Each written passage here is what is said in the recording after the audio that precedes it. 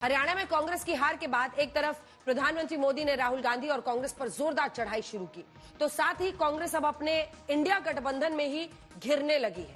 जी हां, कांग्रेस के इंडिया गठबंधन वाले साथी उसे आईना दिखा रहे हैं और ये बता रहे हैं कि गठबंधन में ही कांग्रेस की खैर है, चाहे समाजवादी पार्टी हो, आम आदमी पार्टी हो या फिर शिवसेना उद्धव ठाकरे गुट। हर कोई एक ही लाइन बोल रहा है, हरियाणा में कांग्रेस अपने ओवर कॉन्फिडेंस में मारी गई। अगर आपसे गठबंधन किया होता तो इतना बुरा असर नहीं होता।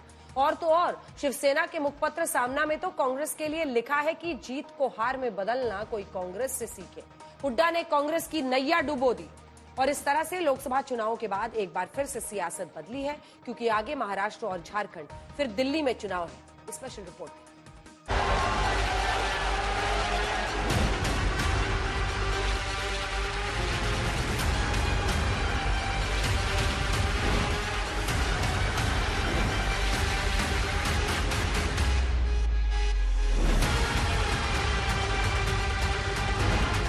हरियाणा में कांग्रेस की हार, इंडिया गठबंधन में उठे सवाल।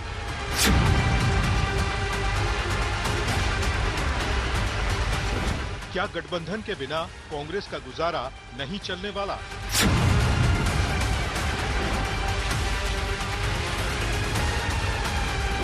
क्या मोदी से लड़ाई में कांग्रेस को गठबंधन का सहारा जरूरी है? इंडिया गठबंधन वाले बोले, ओवर कॉन्फिडेंस में मारी गई कांग्रेस।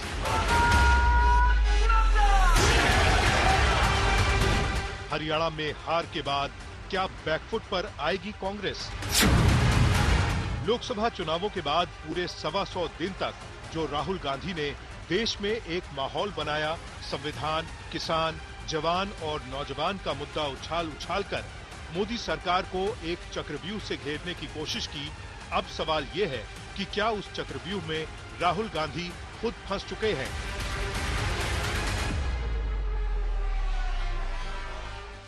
इक्कीसवीं सदी में सर एक नया चक्रव्यूह तैयार हुआ है और उसका चिन्ह प्रधानमंत्री जी अपनी छाती पर लगा के चलते हैं। सर, अभिमन्यु को 6 लोगों ने मारा था। उनके नाम द्रोणाचार्य, कर्ण, कृपाचार्य, कृतवर्मा, अश्वत्थामा और शकुनी। तो जैसे उस टाइम 6 लोग कंट्रोल करते थे, वैसे आज भी 6 लोग कंट्रोल कर रहे हैं चक्रव्यूह को। नरेंद्र मोदी जी, अमित शाह जी, मोहन भगवत जी, अजीत दोवल जी, अंबानी और अदानी जी कंट्रोल कर रहे हैं। कांग्रेस के खराब प्रदर्शन का खामियाजा उसकी सहयोगी पार्टियों को उठाना पड़ा। कांग्रेस ऐसी परजीवी पार्टी है जो अपने सहयोगियों को ही निगल जाती है।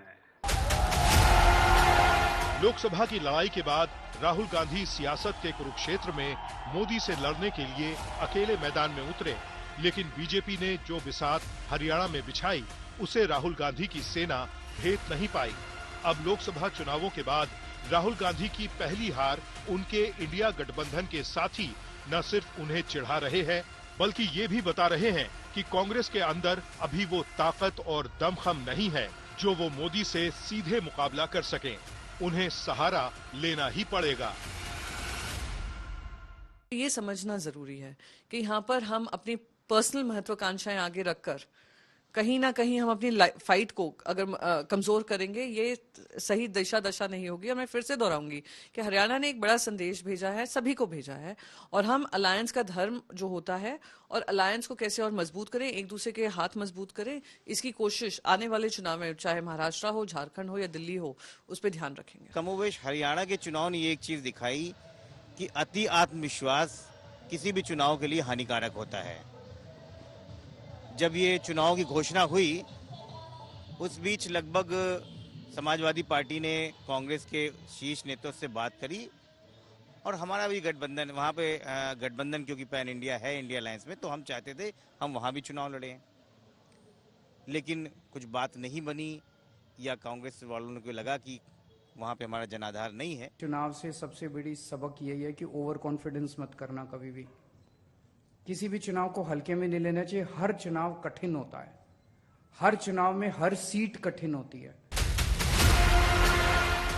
कांग्रेस के इंडिया गठबंधन वाले साथी कांग्रेस को जम्मू कश्मीर का आईना दिखा रहे हैं और ये भी बता रहे हैं कि देखिए, कश्मीर में नेशनल कॉन्फ्रेंस के साथ कांग्रेस ने गठबंधन किया तो नतीजे कुछ और हैं। सब लोग एक बात के लिए कमिटेड हैं कि प्रजातंत्र और संविधान को बचाने की जिम्मेदारी हम पे है, तो गठबंधन मजबूती से आगे बढ़े। जैसे जम्मू और कश्मीर में हमने गठबंधन में नेशनल कॉन्फ्रेंस लीड लिया है, उनके नेतृत्व में ये लड़ाई जीती है कांग्रेस पार्टी ने।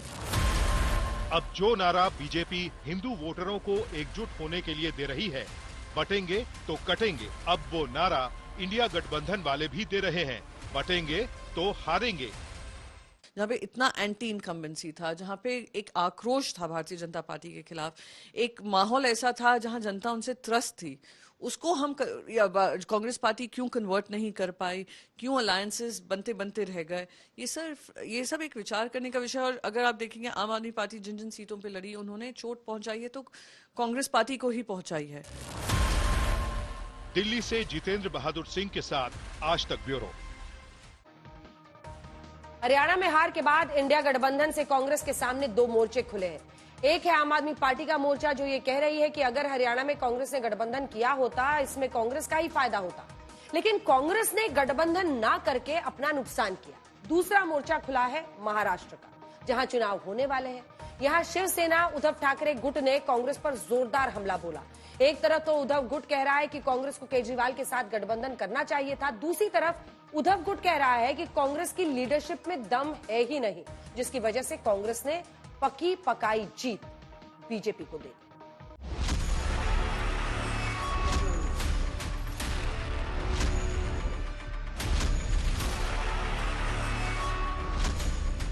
हरियाणा में कांग्रेस की हार को लेकर उद्धव ठाकरे ने प्रहार क्यों किया? हरियाणा में कांग्रेस की हार पर इंडिया गठबंधन में रार कैसे मची है? क्या महाराष्ट्र में कांग्रेस को उद्धव के सामने झुकना पड़ेगा?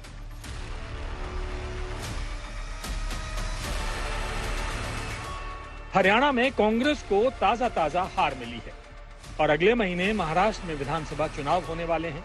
ऐसे में कांग्रेस की हार से इंडिया गठबंधन के अंदर ही नई राजनीति शुरू हुई है। जम्मू कश्मीर और हरियाणा चुनावों के नतीजों को लेकर शिवसेना यूबीटी ने अपने मुखपत्र सामना में कांग्रेस पर हमला किया है। शिवसेना ने गठबंधन की दुहाई देते हुए कांग्रेस पर कड़ी टिप्पणी की है। साथ ही महाराष्ट्र के चुनाव को लेकर भी कई संकेत दिए हैं। सामना में कहा गया है कि हरियाणा चुनाव में कांग्रेस ने अति आत्मविश्वास दिखाया, इसी का परिणाम निकला कि चुनाव हार गई। हरियाणा में लोगों का मूड कांग्रेस के पक्ष में था, लोग बीजेपी के खिलाफ थे। सभी सर्वे एजेंसियों ने कांग्रेस की जीत पक्की कर दी थी। सर्वे एजेंसियों ने एक तरफा जीत का ऐलान किया था, लेकिन नतीजे ठीक इसके विपरीत निकले। जीत की पारी को हार में कैसे बदला जाए, ये कांग्रेस से ही सीखा जा सकता है। हरियाणा में इंडिया गठबंधन नहीं बन पाया क्योंकि वहां कांग्रेस को लगता था कि बस हम अपने ताकत पर, अपने बलबूते पर जीतेंगे तो सत्ता में और कोई भागीदार नहीं चाहिए। तो हमारे जो मित्र है हुड्डा जी या कांग्रेस के नेता है, उनको लगा कि हम ही जीतेंगे, हमारे खाते में 1-2 सीटें आ जाती तो जरूर ये जो चित्र है, ये निर्णय है जो जनता ने दिया, उसमें जरूर बदलाव होता है। हारी हुई बाजी बीजेपी ने जीत ली, ये मान्य करना पड़ेगा। महाराष्ट्र की राजकीय परिस्थितियां अलग है और हरियाणा की राजकीय परिस्थितियां अलग है। महाराष्ट्र में शाहू फुले अम्बेडकर विचारधारा है और महाराष्ट्र बड़े तादाद में, बड़ी ताकत के साथ कांग्रेस और हमारी अलायंस पार्टी बहुमत से जीतेगी, इसमें कोई दो मत नहीं। सामना में आगे लिखा गया है, जम्मू कश्मीर में कांग्रेस और नेशनल कॉन्फ्रेंस गठबंधन ने बहुमत हासिल कर लिया। बीजेपी का सपना साकार नहीं हो सका। बीजेपी की ओर से अनुच्छेद 370 का हवाला देकर जीत के दावे किए गए। घाटी में आतंकवाद खत्म नहीं हो सका। युवाओं में बेरोजगारी है। कश्मीरी पंडितों को वापस नहीं लाया गया। इन सब मुद्दों के चलते बीजेपी केंद्र शासित प्रदेश में पिछड़ गई। पीएम मोदी को कश्मीर के लोगों ने खारिज कर दिया। वहीं हरियाणा में कांग्रेस के पक्ष में माहौल होने के बावजूद पार्टी इसका फायदा नहीं उठा सकी। पूर्व मुख्यमंत्री भूपेंद्र सिंह हुड्डा ने हरियाणा में कांग्रेस पार्टी की नैया डुबो दी। दिल्ली में कांग्रेस आलाकमान हुड्डा को रोकने में विफल रहा। हरियाणा के किसानों ने दिल्ली बॉर्डर पर जबरदस्त आंदोलन किया। हरियाणा की महिला पहलवानों से छेड़छाड़ के मुद्दे पर बीजेपी सरकार ने कोई कार्रवाई नहीं की। इससे हरियाणा में बीजेपी के खिलाफ बने माहौल का कांग्रेस को कोई फायदा नहीं हुआ। एक गठबंधन मजबूती बढ़ाता है, कमजोर नहीं बनाता है किसी भी पक्ष को।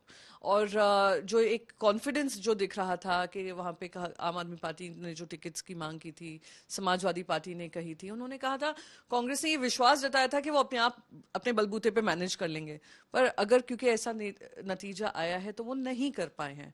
लगा था जो माहौल दिख रहा था कि हरियाणा में कांग्रेस का परफॉर्मेंस एक्स्ट्रॉर्डिनरी होगा, वो नहीं हुआ। तो हम सब कांग्रेस से भी हम बात करके सीखेंगे कि वहाँ क्या गलतियां हुई कि वो फिर से हम वो गलतियां करें। कुछ नहीं, ऐसा नहीं। महाराष्ट्र और हरियाणा में बहुत फर्क होता है। Very healthy discussion. हमारा हरियाणा एक छोटा जगह है, महाराष्ट्र बहुत बड़ा, देश की बहुत बड़े स्टेटों में एक है। आपको बता दें कि महाराष्ट्र में इंडिया गठबंधन के बीच अभी सीट शेयरिंग यानी विधानसभा चुनाव में कौन कितनी सीटों पर लड़ेगा इसका बंटवारा होना बाकी है। बहुत दिनों से मीटिंग्स चल रही हैं, लेकिन हरियाणा चुनाव से पहले जो कांग्रेस अपर हैंड पर नजर आ रही थी, अब उद्धव ठाकरे ने चढ़ाई शुरू कर दी है। एक तरफ तो उद्धव ये बताने की कोशिश कर रहे हैं कि बिना गठबंधन कांग्रेस का कुछ नहीं होने वाला है। दूसरी तरफ उद्धव ठाकरे को महा विकास अघाड़ी की तरफ से सीएम फेस घोषित करने का दबाव शुरू हो गया है। हमने क्या किया, क्या नहीं किया, गलती कहां हुई, इसका विश्लेषण जरूर होगा, इस पर चिंतन जरूर होगा, बहस जरूर होगी। सबसे महत्वपूर्ण बात यह है कि हमसे जीत छीना गया है। पर महाराष्ट्र में मैं याद दिलाना चाहता हूं कि लोकसभा चुनाव में कांग्रेस पार्टी पहले स्थान पर थी।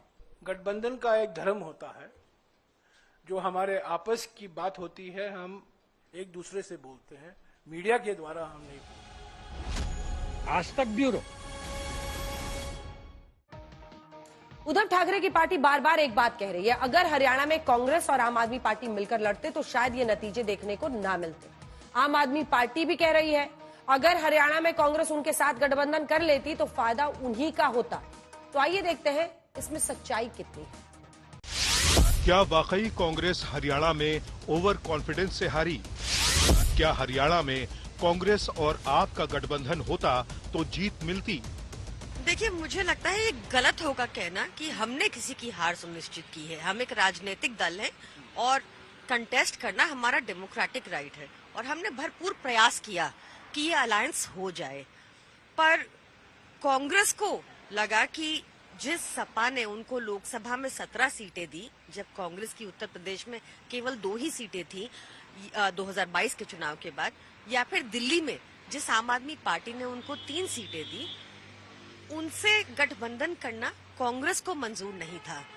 तो ये कांग्रेस का अति आत्मविश्वास ही है जिस वजह से जो ये नतीजे हैं, क्योंकि साथ लड़ते तो निश्चित तौर पर कांग्रेस को ही सबसे ज्यादा फायदा होता।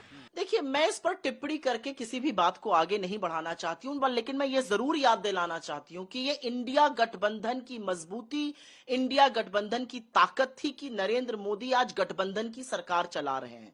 उस इंडिया गठबंधन की ताकत थी जिसका एक बहुत अहम हिस्सा कांग्रेस पार्टी है। आपने जिन पार्टियों का नाम लिया वो भी उसका हिस्सा है। मुझे लगता है ये हमारा अंदरूनी मामला है, हम आपस में इसको सुलझा लेंगे।